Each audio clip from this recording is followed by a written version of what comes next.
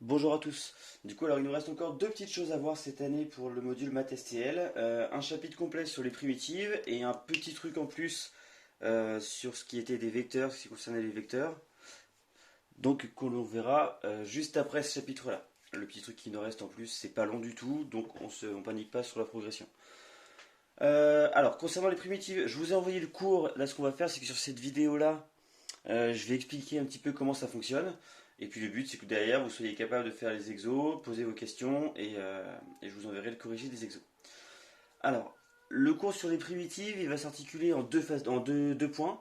Le premier point, on va expliquer qu'est-ce que c'est en soi que cette notion de primitive. Et ensuite, on va voir comment est-ce qu'on récupère une primitive ou les primitives d'une fonction. Alors, je vais commencer par un exemple pour illustrer tout ça avant de formaliser ça dans le cours. On a vu, euh, on a vu il y a quelque temps le principe de dérivation.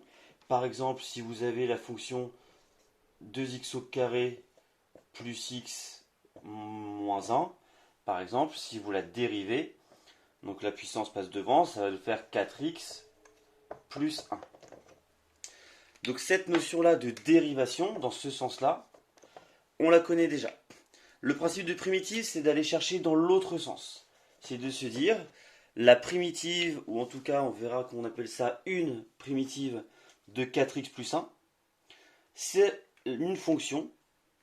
Si je la dérive, je retombe sur ma fonction de base.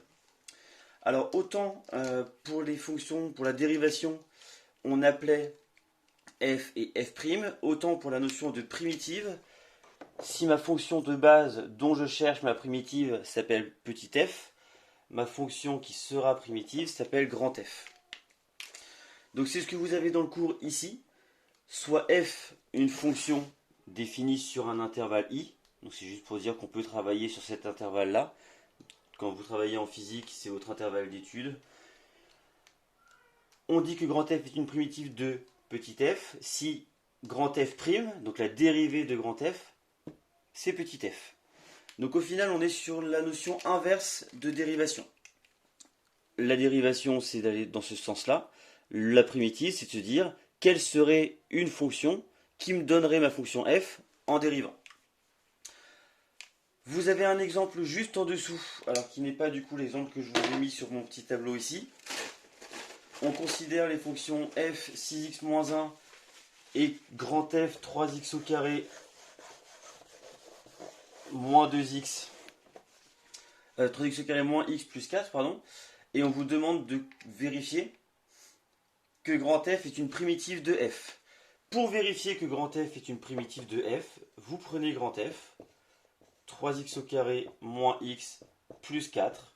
Ce f là, vous le dérivez. En le dérivant, on va avoir grand F' qui sera égal, donc le 2, on le passe devant, ça va faire 2 fois 3, 6. Je baisse la puissance de x, 6x. Le moins x, ça devient moins 1. Et le plus 4, il n'a pas de x, il s'en va. On se rend compte que ma dérivée, c'est 6x moins 1. Ma dérivée, c'est bien ma fonction f. Donc, quand je dérive quand je dérive grand F, pardon, j'obtiens f. Donc, on a bien cette notion de primitive. Donc, voilà, si vous avez, alors je ne l'ai pas fait sur mon cours, mais si vous avez un petit schéma que vous voulez faire, vous avez grand F ici, petit f, dans un sens on dérive, et dans l'autre sens c'est le principe de primitive, donc dérivée ici, primitive, et notre fonction petit f, on peut l'appeler grand F'.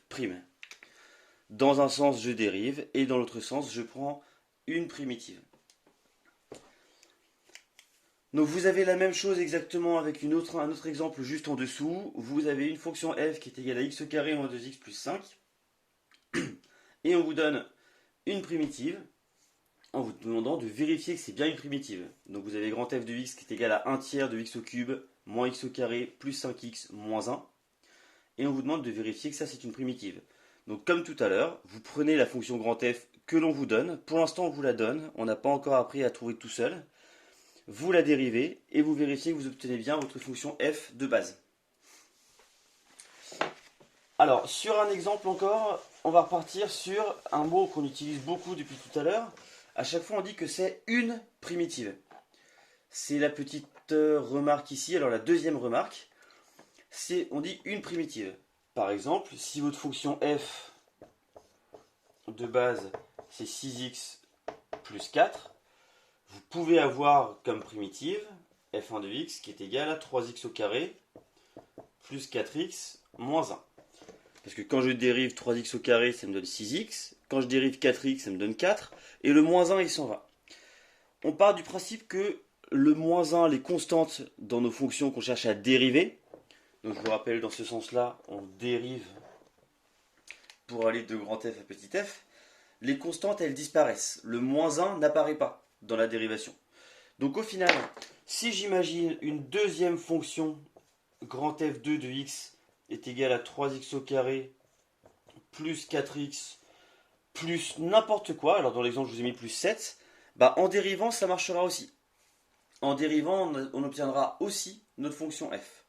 Donc au final, grand F1 et grand F2 sont tous les deux des primitives de petit f.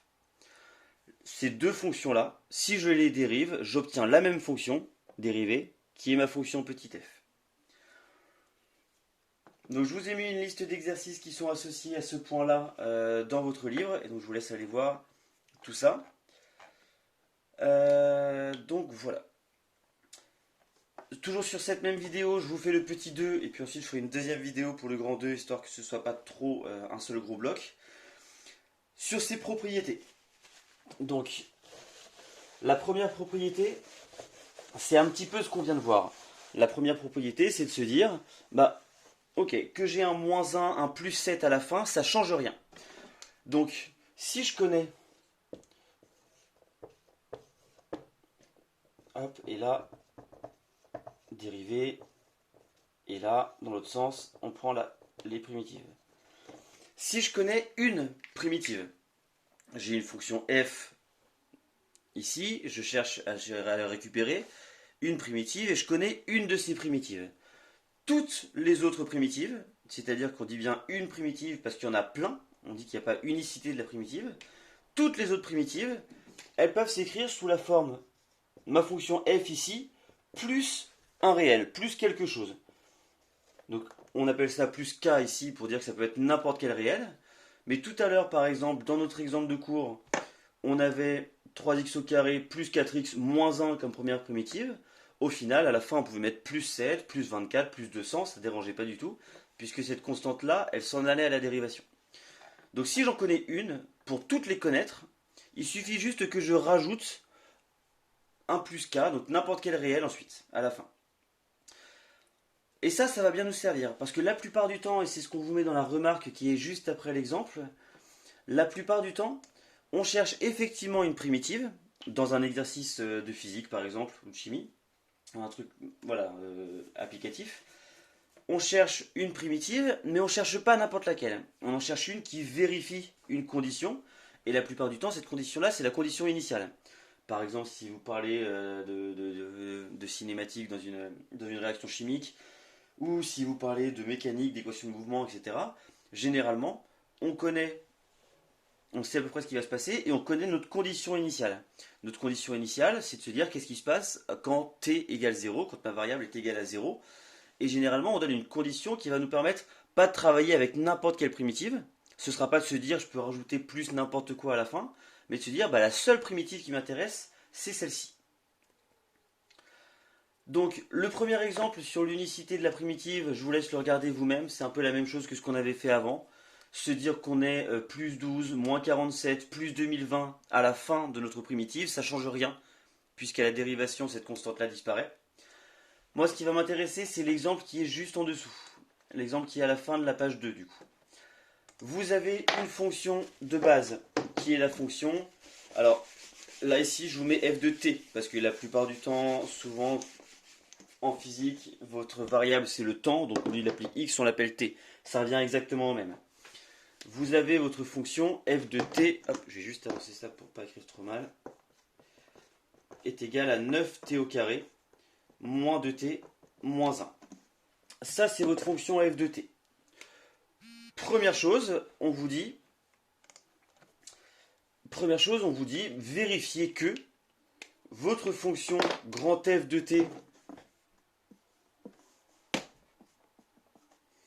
est égale à 3t cube moins t carré moins t plus 1, vérifiez que c'est bien une primitive. Donc là, on est exactement comme dans le cas du petit 1. On va venir dériver. Vous dérivez grand F. Et on doit trouver petit f. Donc quand vous dérivez grand F, le 3 passe devant, on descend le degré, donc 3 fois 3, 9. Mon t au cube devient t au carré, donc j'ai bien mon 9t au carré. Moins t au carré, le 2 passe devant, donc ça va faire moins 2t. Le moins t, je descends le degré de t, donc ça me donne moins 1. Et le plus 1, il s'en va à la dérivation. Donc c'est bon, on a une primitive. Et on dit bien on a une primitive. Maintenant, il reste à savoir si cette primitive-là, c'est celle qui nous intéresse. Nous, on vous dit, on cherche une primitive qu'on va appeler G. La seule chose qu'on veut, nous, c'est que G soit une primitive et que G de 0 soit égal à 24. Donc ça, on rajoute une condition. On sait qu'au temps t égale 0, notre primitive doit prendre la valeur 24. Donc, nous, ce qu'on sait, c'est que f est primitive et que du coup, G, on va pouvoir l'écrire comme f, notre première primitive qu'on connaît, plus ou moins quelque chose. Ce sera peut-être pas plus 1 à la fin, ce sera plus quelque chose d'autre à la fin. Donc notre fonction g de t, elle peut s'écrire comme étant 3t au cube, moins t au carré, moins t plus 1, plus quelque chose. Et ce plus quelque chose, c'est lui qu'on cherche à déterminer avec notre condition initiale. Quelle est la seule primitive qui nous intéresse? Dans le cas des conditions initiales, c'est facile, puisqu'on cherche g de 0. Donc le t au cube, le t au carré, le t vont dégager, puisqu'on va les remplacer par 0. On peut parfois vous donner g de 1, g de 2, g de 3, et dans ce cas-là, vous devrez résoudre une équation en remplaçant t par la valeur que vous connaissez. Là, ici, on connaît g de 0, donc on remplace tous les t par 0, tout ça, ça s'annule. Il nous reste juste le 1 plus k, et tout ça, ça nous donne 24. Parce qu'on veut que g de 0 soit égal à 24. Et donc avec tout ça, on résout notre équation. On trouve la valeur de k. Et donc on la remplace dans notre expression au début, ce qui nous donne bien g de t à la fin, qui sera égal à 3t au cube, moins t au carré, moins t, plus 24. C'est bien une primitive. J'ai plus beaucoup de place sur mon tableau. Mais donc ma fonction g, comme ceci. 3t au cube, moins t au carré, moins t plus 1. C'est bien une primitive de f, puisque si je la dérive, je retombe bien sur ma fonction petit f. Pardon, c'est pas plus 1 à la fin, c'est plus 24. Tac. C'est bien une primitive de f, puisque si je la dérive, je retombe bien sur ma fonction petit f. Par contre, c'est la seule qui m'intéresse, dans la mesure où je veux g de 0 est égal à 24. Et là, si je remplace tous les t par 0, j'ai bien g de 0 qui sera égal à 24. Donc là, pour l'instant, on n'a pas vraiment appris à trouver la fonction dérivée. Pour l'instant, on vous la donne, et ce sera l'objet du deuxième point du cours. Mais à partir du moment où vous avez une fonction, vous devez savoir vérifier qu'une fonction dérivée est bien, qu'une fonction primitive, pardon, est bien sa fonction primitive. Voilà. En dérivant la primitive, est-ce qu'on revient bien sur notre fonction de base? Le principe d'unicité de la primitive, est-ce que, voilà, on a plein de primitives possibles. Et ensuite, le dernier point qui nous intéresse peut-être le plus sur l'application dans les autres matières, c'est de se dire, moi je ne m'intéresse pas à toutes les primitives, il y en a une seule qui m'intéresse, et pour ça on rajoute une condition qui nous permet de trouver le petit quelque chose tout seul sans x qu'on a à la fin. Donc voilà pour la première partie. On attaque la deuxième vidéo juste en dessous avec le calcul de primitives pour voir du coup comment est-ce qu'on récupère nous-mêmes ces primitives. A tout de suite.